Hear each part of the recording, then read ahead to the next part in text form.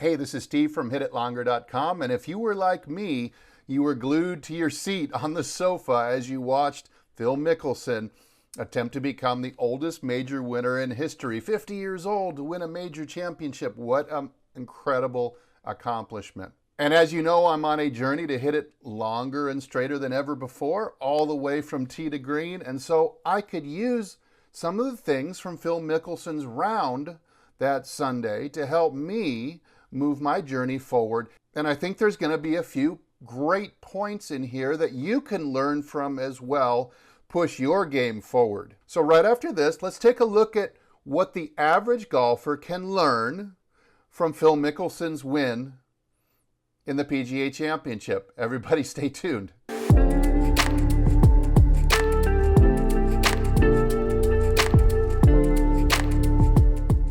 So I hope you'll subscribe to my channel. Like this video at the end if you got some benefit out of it.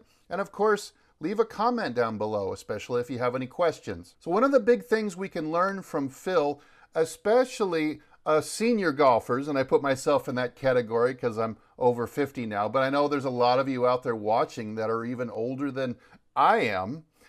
One of the really big things that is helping Phil compete with all the younger guys still is that he has kept his swing long. In fact, you might argue that in the last 5 or 6 years, his swing has gotten even longer than ever.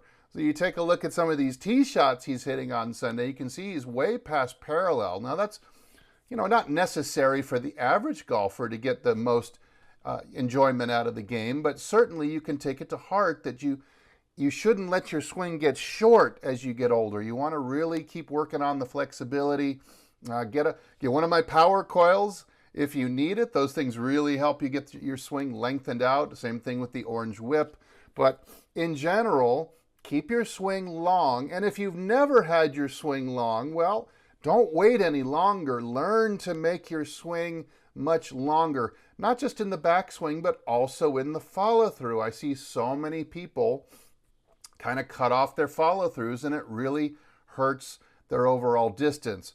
So this idea all culminated in this drive on the 16th hole, long par 5, where he actually not only outdrives Brooks Koepka, who's, much younger, 20 years younger, in incredible shape, strong as an ox, but it was also the longest drive on this hole for the entire tournament at 366 yards. Absolutely amazing that he was able to put it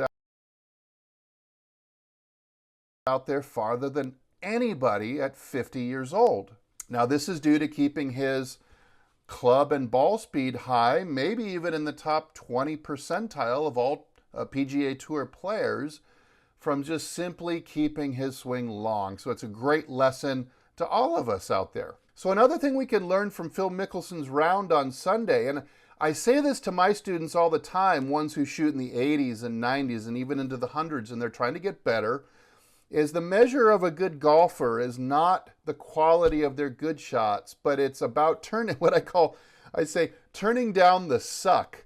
So if you can have your suck level or your suckometer turned not up to a 9 or a 10, but if you can just turn it down to a 7 or a 6, you would absolutely crush your all-time greatest scores.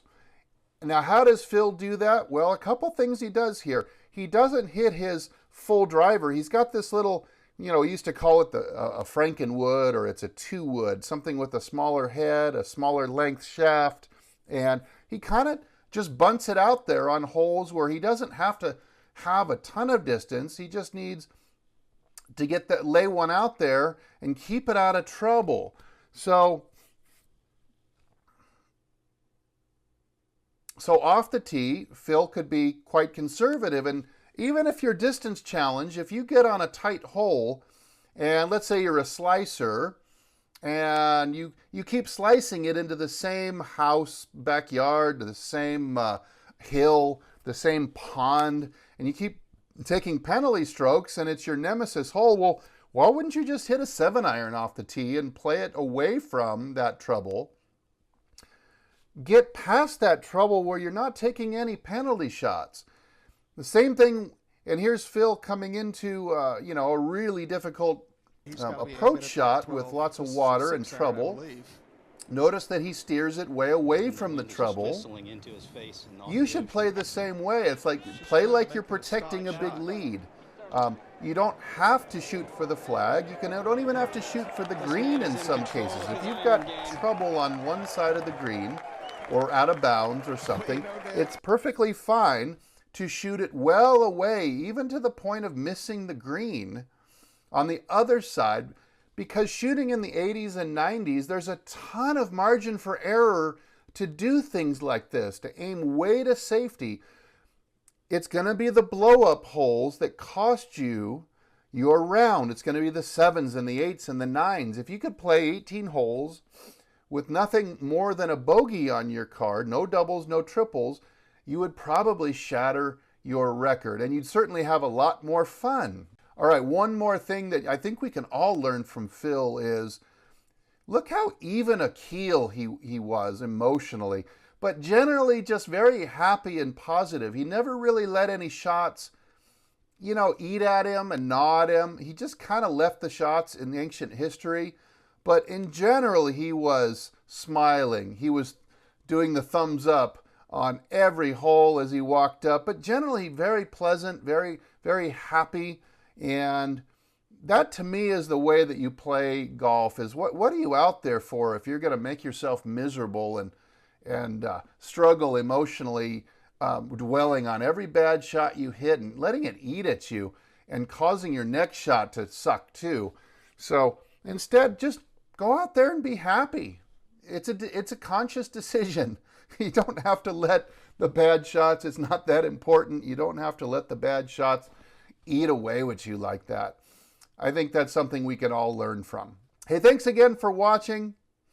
I hope you got some benefit out of this video. And as usual, I'll either see you in the next one, or I'll see you longer and straighter down the fairway. Everybody take good care.